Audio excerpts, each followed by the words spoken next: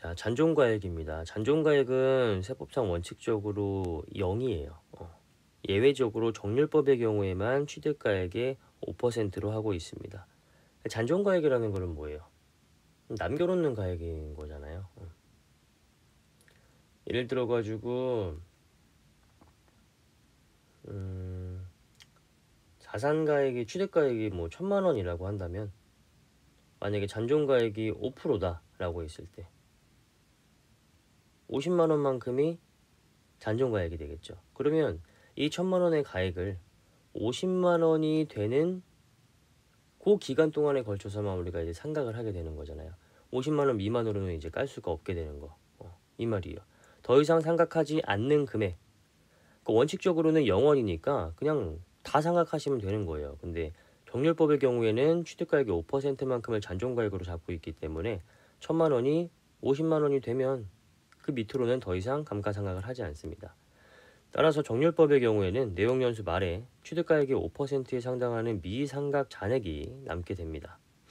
그러나 결국에는 정률법의 경우에도 잔존가액은 0이 되어야 하므로 동미상각 잔액은 미상각 잔액이 최초로 5% 이하가 되는 사업연도 상각 범위에게 가산하여 상각을 하게 됩니다. 그러니까 뭐 암기하실 때는 취득가액이 5%라고 암기를 하시면 되는데 결론적으로 이 5%까지도 나중에 다 이제 상각이 된다라고 기억하시면 되겠죠.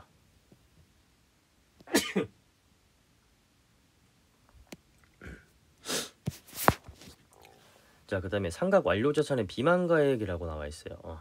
비만가액이라는 거는 뭐냐면 망이라는 거는 있는다라는 뜻이에요. 비라는 거는 아닐 비자고요. 그러니까 있지 않을 금액이라고 생각하시면 됩니다. 꼭 기억해야 되는 금액, 있지 않을 금액. 이거는 뭐냐면 만약에 내가 감가상각 자산을 1,000만 원에 취득을 했는데 이걸 다 상각을 한 거예요. 영원히 될 금액까지. 그래서 더 이상 자산으로 잡혀있는 자산의 가액이 없어요. 그러면 실질적으로 우리는 이 자산을 아직까지도 우리 회사에 가지고 있고 팔지를 않았는데 장부에 잡혀있는 이 자산의 가액은 없다 보니까 나중에 우리가 이 자산을 팔거나 뭘 하거나 했을 때 이게 우리 회사에 있었나? 아직 남아 있었나? 팔았나? 기억이 안 날 수가 있잖아요. 그래서 1,000원이라고 만약에 비만가액을 가정을 하면 1,000원만큼을 그냥 남겨두는 거예요. 기계장치 원래는 0원이어가지고 0원이면은 모르잖아요. 이 자산이 있는지 없는지. 그래서 기계장치 1,000원 이렇게 남겨놓는 거예요. 아시겠죠? 이 기계장치가 아직까지 우리 회사에 있다는 사실을 잊지 않기 위해서 그냥 1,000원이라고 잡아놓는 겁니다. 이걸 이제 비만가액이라고 해요. 그래서 취득가액이 5%와 1,000원 둘 중에 작은 거를 비만가액으로 남겨놓습니다. 아직 우리 회사에는 이 자산이 있습니다라는 걸 보여주기 위해서. 예, 한번 보도록 할게요. 자, 1기 초에 기계장치를 취득했어요. 1억 원에. 상각률은 0.632, 내용연수 3년 정률법이고요. 1기에 장부상으로는 6,320만 원을 계상을 했다라고 해볼게요. 세법상으로는 1억 원. 기말 취득가액 보니까 1억 원이었잖아요. 거기서 뭐 반영할 거 없으니까 바로 상각률 반영하시면 되겠죠. 그러면 1기에는 세무조정 없고요. 2기에 장부상에 이만큼의 금액이 나왔다라고 가정을 하고 세법상의 상각 범위액을 한번 보면 1억 원 마이너스 6,320만 원. 이건 왜요? 1억 원은 취득가액이고 6,320만 원은 기초 감가상각 누계액이잖아요. 그 금액 차감하시면서 기초 장부가액으로 만들어 주셔야겠죠.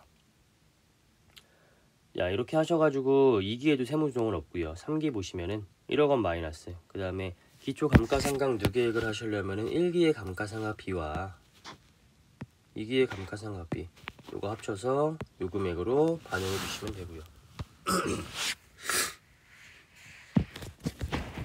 아이고, 잘못 체크했네요. 기초 감가상각 장부상 감가상각 누계액이니까 요 금액이 들어가야 되는 겁니다.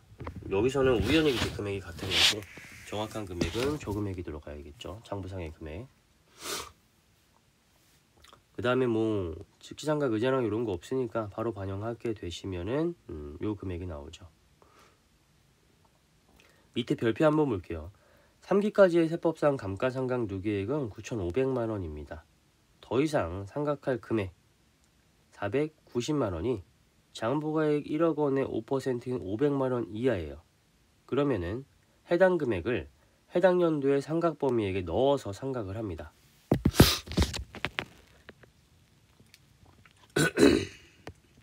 요 내용이죠. 요 내용. 이렇게 3기까지 상각을 하게 되면 더 이상 상각할 금액이 요 금액이라고요. 근데 이 금액은 장부가액의 5% 요거밖에 안 된다고. 장부가액이라고 썼네. 취득가액이라고 바꿔놓죠. 정확하게. 취득가액 1억 원의 5%인 500만 원 이하입니다. 그럼 이 금액을 그냥 세법상 상각 범위액에 나머지 다 이렇게 가산을 시켜주시는 거예요. 그래서 그냥 5% 미만이 되었을 때는 나머지 금액을 세법상 상각 범위액에 그냥 다 때려 넣어가지고 상각 범위액을 산정을 한다. 이렇게 기억을 하시면 되겠죠.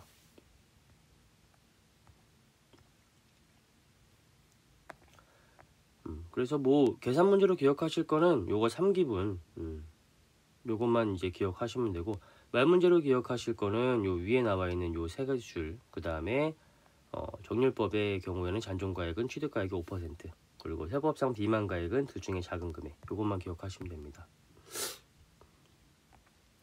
자, 내용연수는 기준내용연수, 신고내용연수, 특례내용연수, 수정내용연수 이렇게 있고요. 기준내용연수는 자산별로 법정 내용연수가 있습니다. 이거는 이제 관련 규정 가가지고 찾아보시면서 적용하시면 되고요. 그러니까 이거예요. 뭐 건물은 몇 년 동안에 걸쳐서 상각해라, 뭐 기계장치는 몇 년에 걸쳐서 상각해라, 이렇게. 건물도 그 건물 그 구조에 따라 가지고 20년짜리 있고 뭐 40년짜리 있고 막 이렇습니다. 그게 이제 기준이 되는 내용연수다라고 생각하시면 되고요. 그 다음에 신고 내용연수는 내용연수 범위 내에서 신고한 내용연수예요. 그러니까 기준 내용연수 플러스 마이너스 25% 하셔가지고 그 범위 내에서 내가 이제 신고한 내용연수입니다. 이렇게 신고 내용연수를 적용을 하실 거면 법인세 과세표준 신고기간 이내에 신고를 하셔야 되고요. 만약에 내가 법인세 과세표준 신고기간 이내에 이 신고 내용연수를 반영을 하지 않았다, 그러면 그냥 기존 내용연수 그거 따라가지고 하셔야 되는 겁니다. 그 다음에 시험 연구용 자산과 무형자산, 얘네들은 신고 내용연수가 반영이 안 되고요. 그냥 기준 내용연수만 적용을 합니다. 그 다음에 특례 내용연수 한번 보도록 할게요. 다음의 경우에는 관할지방국세청장의 승인을 받아, 이것도 조금 말 문제를 좀 더럽게 꼬우면 관할지방국세청장이 아니라 뭐 세무서장 뭐 이런 식으로 막 나올 수가 있어요. 관할지방국세청장이에요. 그냥 국세청장도 아니고요. 관할지방국세청장의 승인을 받아서 특례 내용연수를 최초로 적용하거나 적용하던 내용연수를 특례 내용연수로 변경을 할 수가 있습니다. 자, 특례 내용연수의 단축 사유를 한번 볼게요. 사업장 특성의 자산의 부식, 마모, 훼손의 정도가 현저한 경우에, 그러니까 원래는 정상적으로 이 자산이 사용이 된다면은 뭐 건물 같은 경우에는 뭐 20년, 40년 동안에 걸쳐 가지고 상각이 되겠죠. 근데 갑자기 뭐 홍수가 나거나 뭐 이렇게 해가지고 뭐 부식이나 마모나 훼손의 정도가 현저하다, 그러면은 정상적인 기간 동안에 걸쳐서 감가상각을 할 수가 없게 되는 거잖아요. 그렇죠? 감가상각이라는 건 뭐예요? 자산의 가치가 세월이 흐르면 흐를수록 낮아지는 것을 말하는 거잖아요. 근데 갑자기 막 홍수가 났어. 막 토네이도가 막 돌아가지고 막 건물이 막 위에가 부셔지고 막 이래서, 그러면 당연히 상각되는 속도가 훨씬 빨라지겠죠. 그때는 내용연수를 변경을 해야겠죠. 당연히. 그런 의미로 생각하시면 됩니다. 영업 개시 후 3년이 경과한 법인으로서 단기 생산 설비의 가동률이 직전 3기의 가동률보다 현저히 증가한 경우에, 이때 가동률이 증가를 했으면은 당연히 기계를 많이 쓸 거니까 당연히 감가상각이 빨라지겠죠. 그 다음에 신생산기술 신제품의 개발 보급으로 기존 설비의 가속 상각이 필요한 경우에, 그 동그라미 1번, 2번, 3번을 딱 보면 어떤 게 떠올라요? 이러한 사유들로 인해 가지고 원래 내가 정상적으로 이제 흘러갔을 때 상각해야 되는 그 기간이 있을 거 아니에요. 그 기간보다 더 빨리 상각이 되는 이러한 사유에 해당이 되겠죠. 자, 내용연수의 연장 사유, 경제적 여건 변동으로 조업을 중단하거나 생산 설비의 가동률이 감소한 경우에, 요거는 갑자기 막 장사가 안 되거나 했을 때, 원래는 막 기계가 뭐 하루에 8시간 동안은 계속적으로 돌아야 되는데 장사가 안 돼가지고 하루에 2시간밖에 기계가 안 돌아가요. 그러면은 상각이 덜 되겠죠, 그만큼. 그러면 내용 연수를 더 길게 잡을 수가 있겠죠. 그런 것들. IFRS 또는 법령에 따른 변경, 건축물, 업종별 자산에 대하여 KIFRS를 최초로 적용하는 사업연도에 결산 내용 연수를 변경한 경우, 그 다음에 건축물, 업종별 자산에 대한 기준 내용 연수가 변경된 경우. 이거는 뭐 내가 어떤 사유가 있어가지고 그렇게 되는 게 아니라 그냥 법이 바뀐 거예요. 기준이 바뀐 거고. 그랬을 때는 바뀐 기준에 따르면 된다. 이런 내용이고요. 자, 특례 내용 연수라는 거는 기준 내용 연수의 50%를 가감한 범위 내에서 신청하여 승인을 얻은 연수를 말합니다. 단, 동그라미 5번과 6번의 경우에는 50%가 아니라 25%를 가감한 범위 내에서 반영을 해주고 있고요. 왜냐면 동그라미 5번과 6번은 뭐 특별한 사유가 있던 게 아니라 그냥 법이 기준이 바뀌어가지고 내가 적용해야 되는 내용 연수가 바뀐 것 뿐이니까 이거는 50%까지는 안 해주고요. 25% 범위 내에서 내용 연수를 변경해주고 있습니다. 절차 규정 한번 볼게요. 다음의 날까지 관할 지방국세청장에게 연 단위로 신청하여 승인을 받아야 됩니다. 영업 개시일로부터 3개월 이내에 내가 이제 처음부터 이거를 적용하겠다라고 하면 시작했을 때부터 3개월 이내에 신청하시면 되고요. 그 다음에 내가 이걸 내용 연수를 적용하고 있다가 중간에 변경을 할 거다라고 한다면 사업연도 종료일로부터 3년이 변경한 내용 연수를 적용하고자 하는 경우에는 변경한 내용 연수를 최초로 적용한 사업연도 종료일로부터 3년은 경과가 되어야 됩니다. 그 이후에 바꿀 수가 있다 이 말이고요. 재변경 변경한 내용 연수를 최초로 적용한 사업연도 종료일로부터 3년이 경과되어야 변경을 할 수가 있다. 이 이야기겠죠.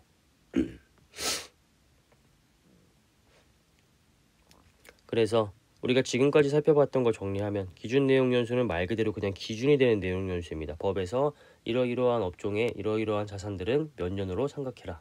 기준 내용 연수.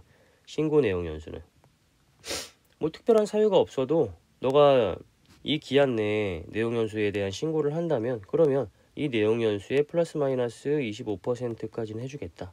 그 다음에 특례 내용 연수는 얘네들은 특별한 사유가 있을 때 내용 연수 연장 사유나 단축 사유 등의 특별한 사유가 있을 때에는 그러면은 특별하게 50%까지는 가감을 해주겠다. 단 법령이나 기준의 변경으로 인해 가지고 내용 연수가 변경되었을 때 그때는 이제 25%까지만 해주는 거고요.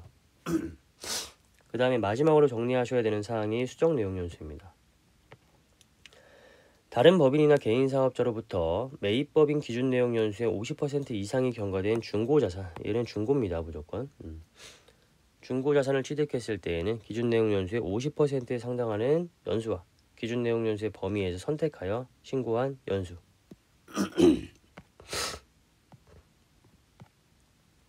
마지막으로 수정 내용 연수, 얘도 플러스 마이너스 50.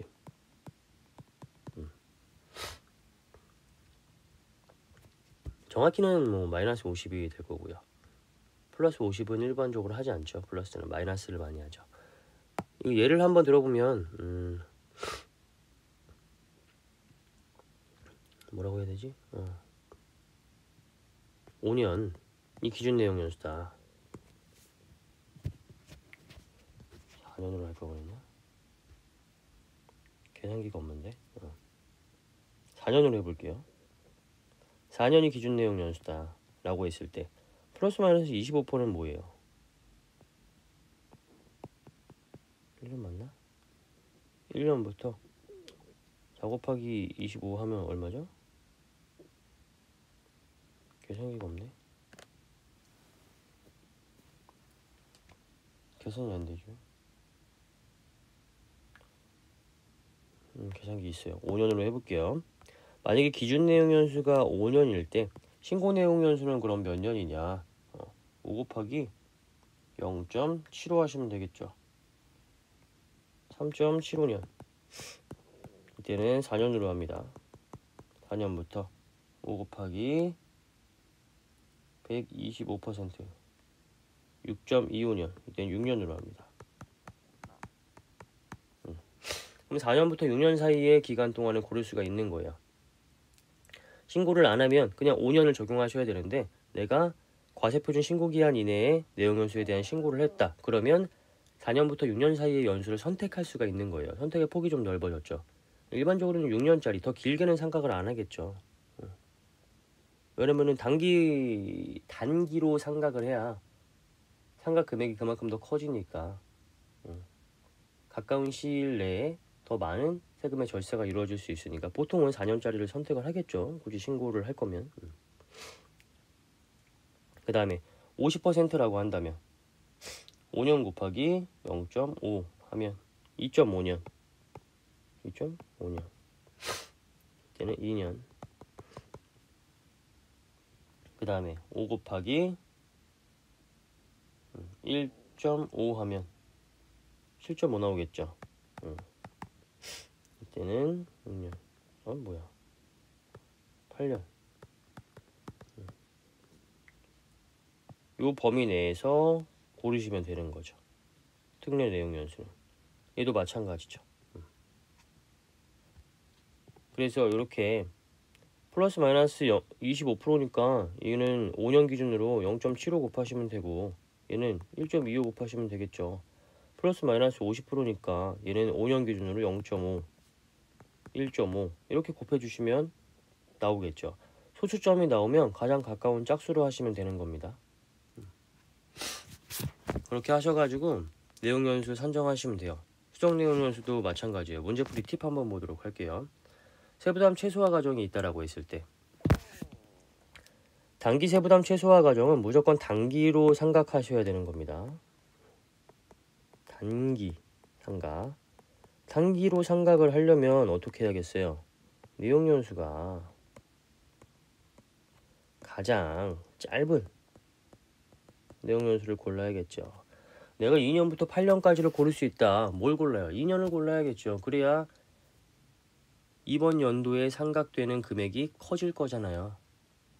그게 세부담 최소화 과정입니다. 기준 내용 연수가 제시가 되었다라고 했을 때는 만약에 요건을 갖춘 중고자산이 있다라고 하면 무조건 수정 내용 연수. 여기서 또 하나 강조드려야 될 거. 다른 법인이나 개인 사업자로부터 매입해 왔을 때 중고자산을 매입해 왔을 때 이때 수정 내용 연수인 플러스 마이너스 50%를 선택할 수 있다라고 했었잖아요. 이때는 매입법인 기준 내용 연수의 50% 이상이 경과된 중고자산을 취득한 경우에만 할 수 있습니다. 그 말은 무엇이냐 하면 A와 B가 이렇게 거래를 했어요. 자, 매입자, 얘는 공급자, 중고자산을 줬어요. 얘도 법인사업자고 나도 법인사업자라고 해볼게요. 자, 이랬을 때 이 중고자산이 얘는 업종이 뭐 도소매고요. 얘는 뭐 제조라고 해볼게요.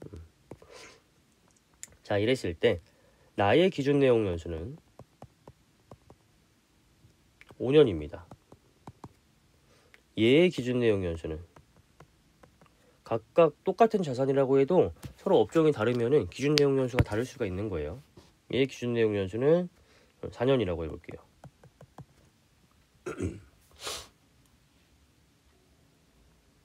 근데 이 기계를 몇 년을 썼냐 하면 2년을 썼어요.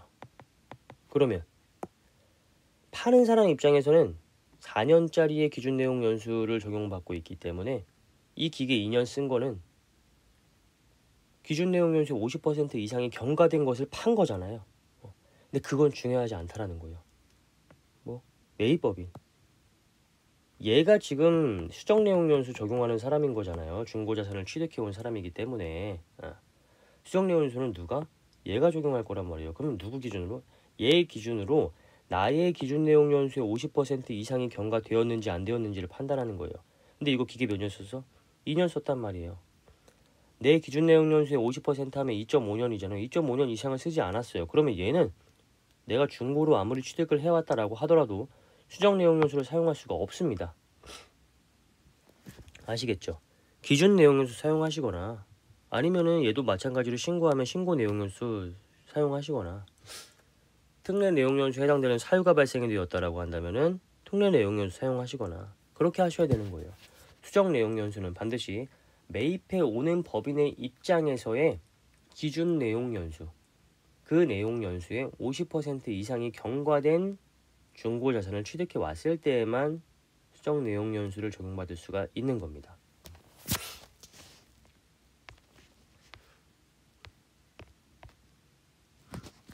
자, 그 다음에 시험연구용 자산과 무형 자산은 아까도 제가 말씀드렸다시피 얘는 기준 내용연수만 쓸 수 있는 거고요.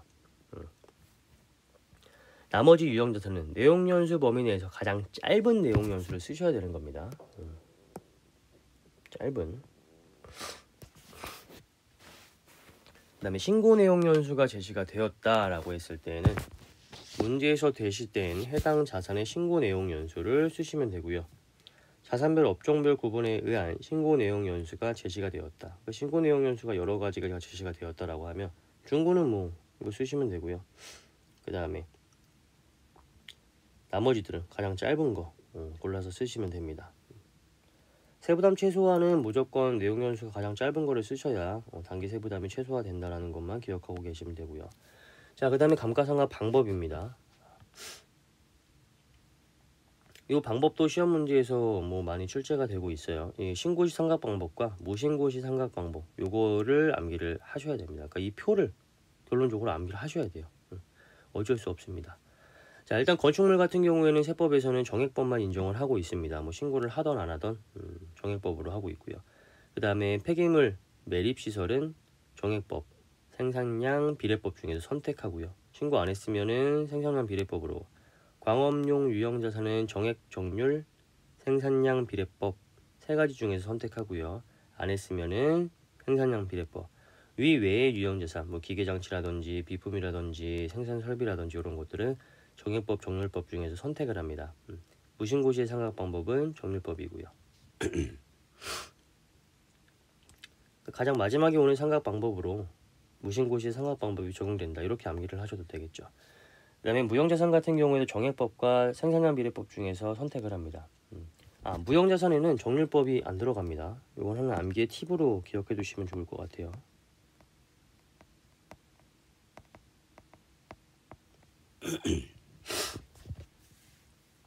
무형자산에서 만약에 정률법이라는 용어가 등장했다. 무조건 틀린 걸로 잡아내시면 됩니다.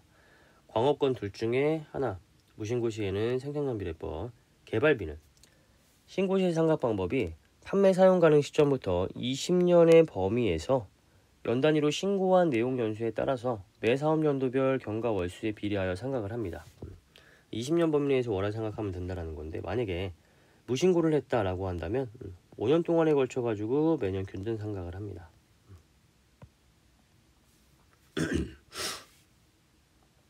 사용수익 기부자산 같은 경우에는 사용수익 기간 동안에 걸쳐 가지고 안불한 금액을 상각하는 거고요. 주파수 이용권, 공항시설 관리권, 항만시설 관리권, 주무관청에 고시하거나 주무관청에 등록한 기간 내에서 사용기간에 따라 균등액을 상각하시면 되고요. 이 외에 무형자산, 얘는 정액법으로 하시면 된다라는 거. 그러니까 무형자산은 정률법은 어디에도 등장하지 않는다라는 거. 그다음에 유형자산 같은 경우에는 건물은 정액법, 그다음에 그 외의 자산은 정률법. 못해도 이 정도는 기억을 꼭 해두셔야 되고요. 법인이 상각 방법을 신고하려는 때에는 위표의 구분에 따른 자산별로 하나의 방법을 선택하여 다음의 날이 속하는 사업연도의 법인세 과표 신고 기한까지 납세지 관할 세무서장에게 신고를 하여야 합니다. 위표의 구분에 따른 자산별로 각기 다른 상각 방법을 적용할 수 있으니까 건물과 기계장치는 각각 다른 상각 방법을 적용할 수가 있겠죠. 건물은 정액법, 기계장치는 정률법, 이렇게. 하지만 같은 기계장치 A, B가 있을 때 기계장치 A는 정액법을 적용하고 기계장치 B는 정률법을 적용할 수는 없는 거예요. 왜? 위표 구분에 따른 자산별로 하나의 방법을 선택을 해야 되는 겁니다. 아시겠죠? 자, 신설법인과 새로 수익사업을 개시한 비영리법인이라고 한다면 그 영업을 개시한 날, 그날이 속하는 사업연도 과표 신고기한까지 신고하시면 되고요. 위 외의 자산 같은 경우에는 새로 취득한 경우에는 그냥 취득한 날이 속하는 과표 신고기한까지 신고하시면 됩니다. 법인이 이렇게 신고한 상각 방법을 그 이후의 사업연도에도 계속해서 상각 방법을 적용을 합니다. 바꾸고 싶으면은 아까 우리가 상각 방법의 변경, 이후에 나오는 상각 방법의 변경에서 보는 것처럼 변경을 하시면 돼요. 변경의 사유는 무조건 바꿀 수 있는 건 아니고요. 서로 다른 법인이 합병했다, 아니면은 사업을 인수했다, 아니면은 외국 투자자가 주식을 20% 이상 보유를 하게 되었다. 뭐 해외 시장의 경기 변동이나 뭐 경제적 여건의 변동으로 인해 가지고 상각 방법을 변경할 필요가 있다. 아니면은 회계 정책이 변경되어 가지고 우리가 변경을 해야 된다. 이러한 사유 등에 해당이 되었을 때 변경 승인 신청을 하게 됩니다. 변경할 상각 방법을 적용하고자 하는 최초 사업연도 종료일까지 납세지 관할 세무서장에게 신청하여 승인을 얻어야 됩니다. 그러니까 2021년도에 정률법에서 정액법으로 바꾸고 싶다라고 하면 그러면 2021년 12월 31일까지 세무서장에게 승인을 얻으면 된다. 이 이야기겠죠. 법인이 변경 승인을 얻지 않고 감가상각을 변경한 경우에 상각범위액은 변경하기 전에 상각 방법에 의하여 계산이 됩니다. 정률법을 적용하고 있는데 승인도 얻지 아니하고 정액법을 내가 함부로 적용을 해버렸다. 안 된다라는 거죠. 여전히 정률법을 적용한 것으로 보아서 판단을 하겠다. 그런 내용이고요. 자, 회계기준 보시면은 회계출장의 변경은 전진법을 적용한다라는 거 알고 계실 거라고 생각을 하고요. 단기 이전의 회계 처리는 모두 인정하고 남아있는 내용연수 동안에만 변경 후 상각 방법을 적용하는 게 전진법이죠. 법인세법에서는 전진법을 마찬가지로 적용해서 다음과 같이 상각범위액을 계산합니다. 상각방법 변경 후의 상각범위액은 세법상 미상각잔액 곱하기 변경 후 상각률 이렇게 하셔가지고 적용하시는 거예요. 변경 후 상각률은 당초 신고 내용연수에 의한 상각률을 적용하시는 거고요. 바뀌었다라고 해가지고 잔존 내용연수를 적용하시는 게 아닙니다. 그러니까 회계학에서는 잔존 내용연수를 적용해가지고 상각 방법을 적용을 하는데 세법에서 우리가 그 상각 기간 이 내용연수는 뭐예요? 실제로 그 기간 동안에 걸쳐가지고 상각을 해라 이게 아니라 세법에서의 내용연수는 좀 달랐어요. 회계학에서는 내용연수가 그 기간 동안에 걸쳐가지고 상각을 해라 이런 의미였지만 세법에서는 그 기간에 걸쳐서 상각을 해라라는 의미가 아니라 그냥 단기의 상각 범위액을 계산하기 위한 하나의 요소일 뿐입니다. 그래서 세법상 내용연수가 8년이다라고 해가지고 8년 동안에 걸쳐서 상각해라 이런 의미가 아니라 그냥 오늘의 이번 연도에 감가상각비를 계산하기 위한 요소로서 8분의 1을 하기 위한 그 숫자에 불과한 거예요.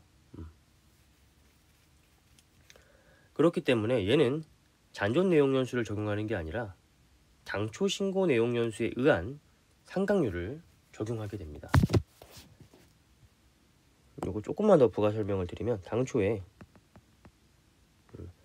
정액법으로 상각을 하고 있었고요. 내용연수는 5년이라고 해볼게요. 자, 변경을 했어요. 정률법으로. 이때 당초부터 변경할 때까지 2년의 기간이 경과되었어요. 그러면 잔존 내용연수는 얼마예요? 3년. 그러면 변경이 되었을 때 회계학에서는 이 잔존 내용연수인 3년을 가지고 정률법으로 적용을 해요. 회계학에서는 정률법으로 3년 가지고 적용한단 말이에요. 근데 세법에서는 정률법으로 적용하는데